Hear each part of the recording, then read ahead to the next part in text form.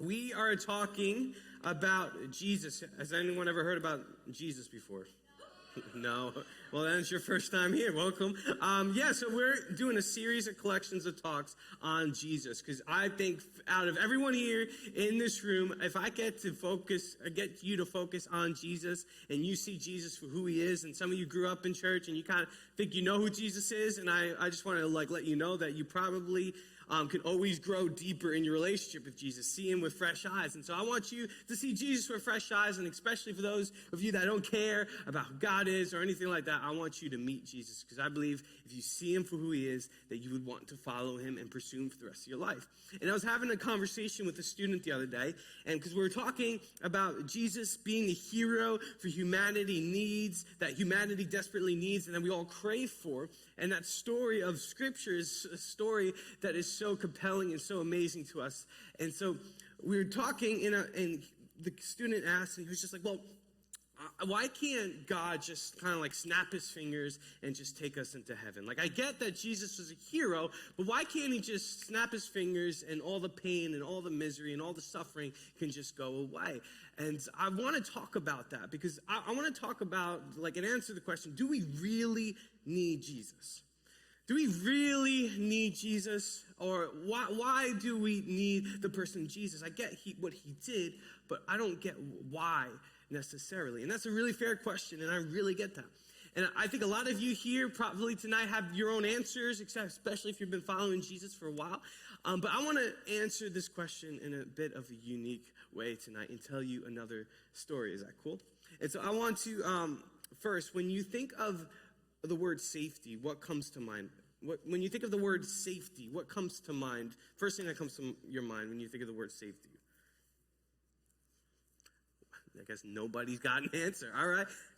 Just shout out an answer. When you think of the word safety, what comes to mind? Seatbelt? All right, that's good. Who said Chick-fil-A? A chicken? All right. Okay, well, when you think of the word home, like your house, what comes to mind? I think what comes to my mind is this beautiful picture right here. And I love this picture because this picture is you see all the birds, they're so cute and adorable, and you could just see that environment is super safe. It's super comforting, and you should have warm feelings in your heart looking at that photo. And it's just so beautiful. It's so innocent. It seems like a great sanctuary. And that's what most homes should be like. Most homes should feel that way. Most homes, when you go home, it should be a safe environment. It should be something where you could go and relax and be at peace. But for a lot of people, and a lot of people here tonight, that's never the case. The outside influences, or maybe inside the house, determine a different scenario for your house. Maybe inside the house is super toxic and you don't want to be there, and it creates a horrible environment. Or maybe outside influences come in and they just kind of ruin the home environment, and it creates destruction for you. Maybe it's a relationship with a parent, or a relationship with a brother or uncle, whatever. And the crazy thing is, you're not the only one that experiences that. Think about the whole Ukraine situation right now. We have one nation attacking another nation, and that, I don't know if this is fake or not, or staged, whatever, but it's just crazy how people right now are losing their houses, losing their safety, losing their homes because of evil and chaos in the world. And it's a place that should be safe and secure, a nice sanctuary, but oftentimes we're scared and we're suffering. And do you know that you're just also in great company tonight, because a lot of people who wrote the Bible, a lot of the authors that wrote the story of Scripture experienced that as well. Many of the authors experienced what you're experiencing right now, where their homes were not safe and their homes were compromised. And let me get even personal with you for a second, and cast a wider net, because maybe you have a safe home here tonight, but do you ever have that feeling that something isn't right? That it's this feeling of alienation and longing for something more, no matter where you live. And do you feel this emptiness in your soul sometimes? And that you question why you exist, why you're here, and what's the point of this all? And do you understand that feeling, those feelings, and they come out in all different ways, it creates an unsafe environment. And actually, it's a universal problem. Like, you're not alone here tonight, and a lot of people have their solutions for this problem, but you're not alone in this problem. And a lot of you, you're in a very a unique time in the human history, because a lot of you are experiencing right now the digital revolution we talked about a couple months ago. And some of you are not, during those times of processing that emptiness feeling in a lot of different ways. A lot of you will love to distract yourselves because of those feelings that you're feeling. You love to just go on your phone and doze off and just get distracted because you don't want to deal with some of those feelings of emptiness and brokenness and isolation. And I was listening to this interview of a guy, of a comedian named Louis C.K. And I don't advocate him. I don't agree with everything he says. I don't even listen to him.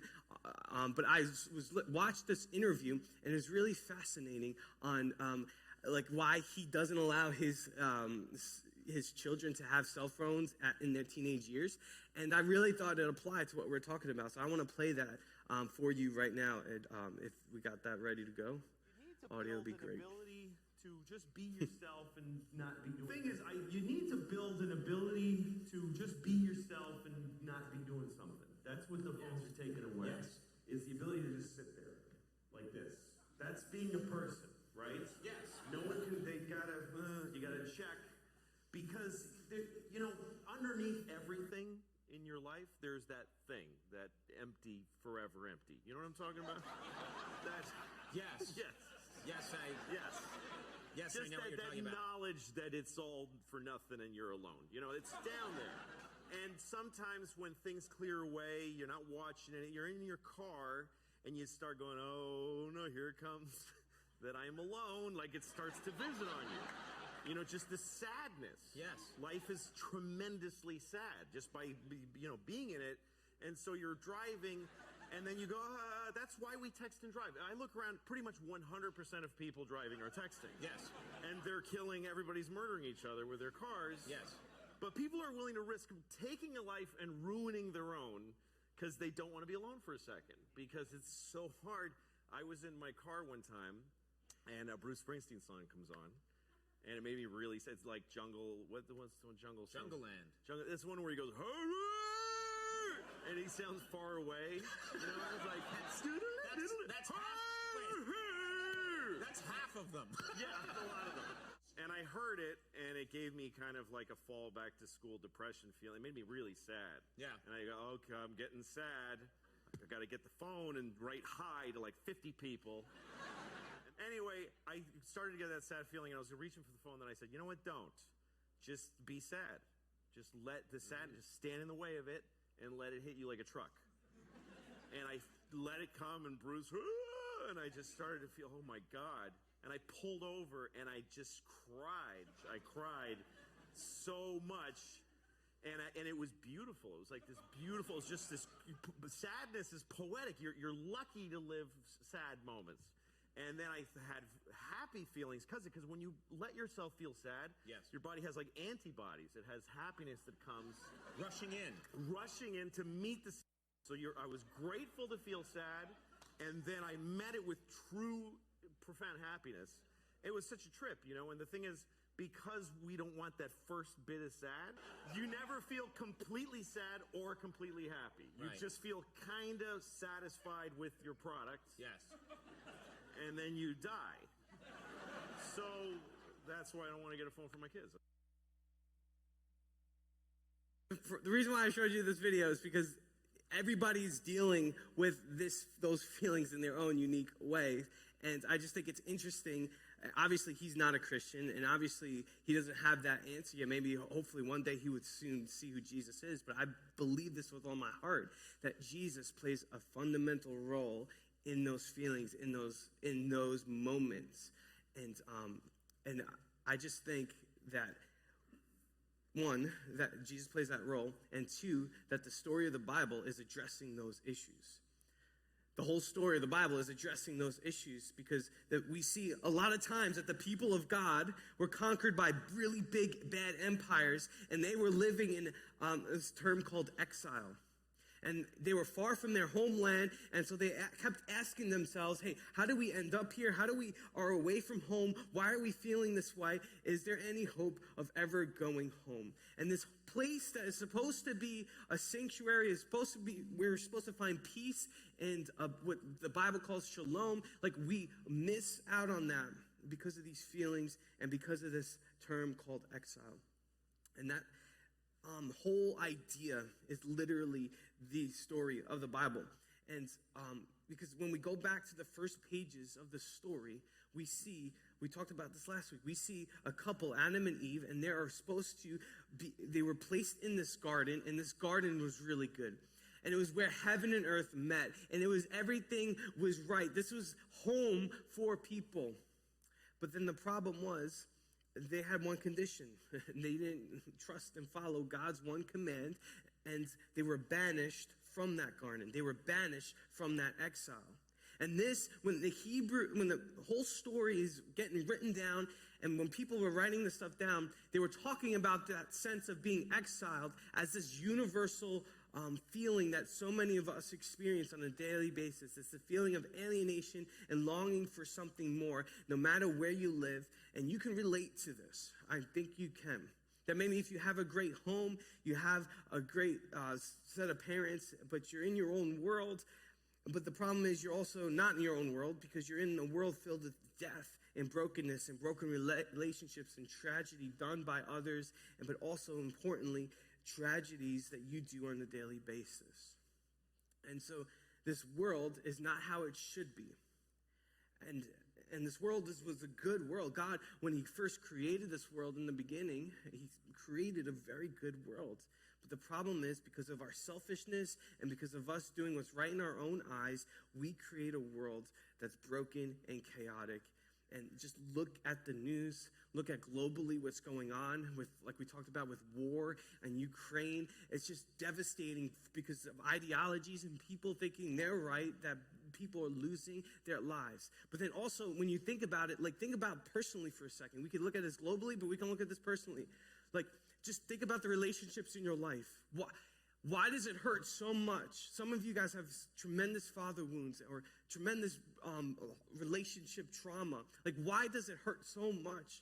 It's because it's not how it should be. This world is not how it should be. And it's broken and it's chaotic and it's not how it should be. And Tim Mackey, one of my favorite theologians, he says, so in the Bible, exile, being banished, is the human condition. And the truth is, we all keep repeating this pattern of human corruption leading to a Babylon. And Babylon was, in the Bible, is a term. It was a nation and that conquered Israel, and they were banished from their land. And so this nation, Babylon, is something that the biblical authors used to write about and talk about, to talk about the human condition, that we can't escape it. And it doesn't matter where you live, we are all longing for a better home. And so why do we need Jesus? Well, first off, there's something wrong and there's something broken with this world. And everyone has their solutions. Everybody has their ways of coping with this. And we have today postmodern and a very postmodern, post-Christian society where we are moving past Christian values because we think now we're better than Christian values and we're better than the Bible, but even though a lot of what we believe is based on the Bible, but we're just going to move past it. And the progressive narrative is always like, hey, we can't learn from our past because all past is bad. And so there's so many different ideologies, like progressive, like postmodern, and everybody has their solution. And tonight, Jesus has his solution, and I think it's really compelling because I see it just today, and I see it. Every other ideology, oftentimes they build these worlds, and oftentimes it crumbles. It crumbles, and just from just globally, but also personally, it crumbles. But then we meet Jesus, and I love Jesus because he wandered around with no home. He didn't have an home, but he announced to the world and to the nation of Israel that he was the home that humanity was looking for. But this was very different than what humanity has ever been used to, because he said, like, Jesus actually really cared about people who didn't actually have homes and didn't have a good life. He welcomed the stranger. He said God's love is shown when you invite the outcasts and throw parties for people who don't have a place to belong. And Jesus also claimed that Israel, the chosen people, God's nation, to represent to the rest of humanity and also humanity, so everybody lost its way because of their self-centeredness that drives us to create false homes based on status and power, and those inevitably exclude others. And we live in an exile, brokenness of our own making. But Jesus said, hey, this is the way that I'm coming about this restoration process. He says that the true home is one of weakness, is one of service, is one of forgiveness. And Jesus went into exile alongside of us to show us the true way of home. And when he was talking to his closest followers, he tries to tell them, hey, this is how you get back home again. He says this. He says, all those who love me will do what I say, and my Father will love them, and we will come and make our home with each of them. And so probably the disciples are like, okay, I'm tracking with you, Jesus, and I love what he explains next of what he's trying to get at. And what is home? What is that true home feeling? What is that shalom peace that we long for? He says this, I am in them and you are in me. May they experience such perfect unity that the world will know that you sent me and that you love them as much as you love me.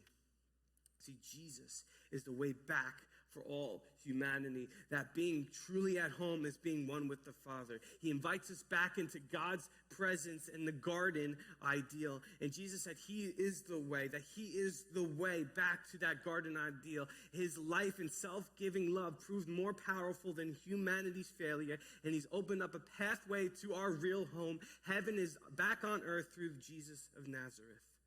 And so that's really cool. But what about us? What about us here in 2020? Well, as Jesus followers, we're committed, who commit ourselves to him, we discover a new way of being human, of being at that place of being home. And while the people of God are processing what has happened in Jesus, they realize the real return from the exile has begun. And so they called themselves, throughout the New Testament, sojourners and wanderers.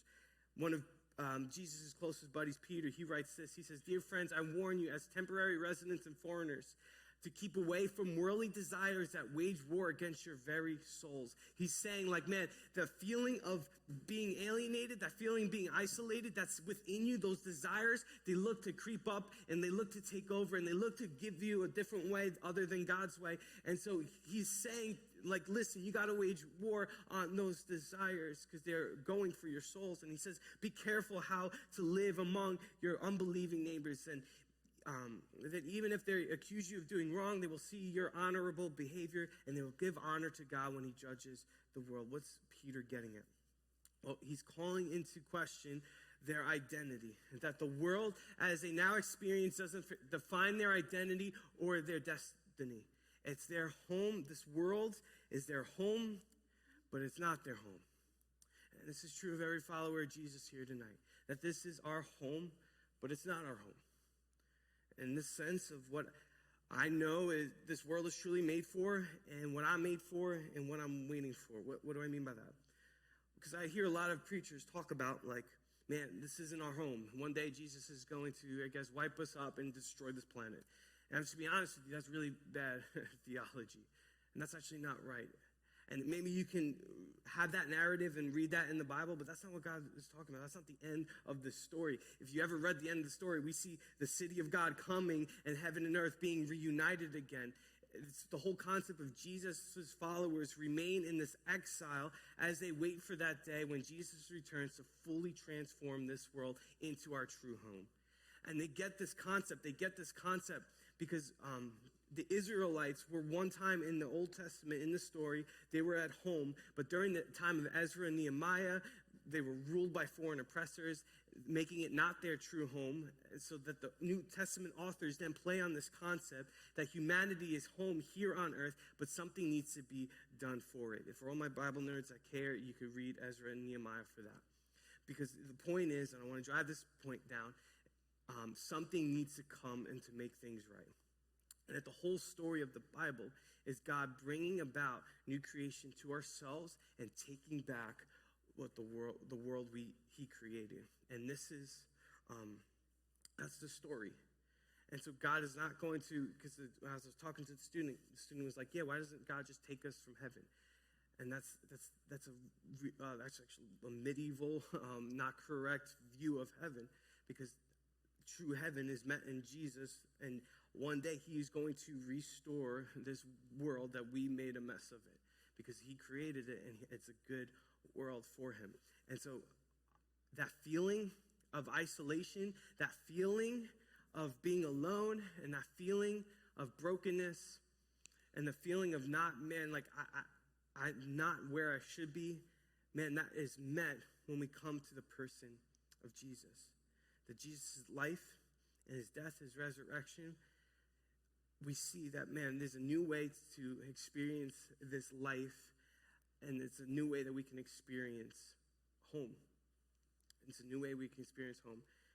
And so, I don't know how else to drive this point down, because I may be losing some of you because we talked about a lot of Bible today. But I wanted to drive this point by doing something real quick. So you see, I picked up a new buddy tonight. His name is Jimmy. Everyone say hi to Jimmy. And so I picked up Jimmy, and can you guys tell me what type of animal this is? Who said beta fish? Good, I learned what that was today. So you guys know what fishes are, right? Fishes. Fish are made to what? Live in the water, right? They're designed to live in the water. They're created to live in the water. And so if I took the fish out of the water,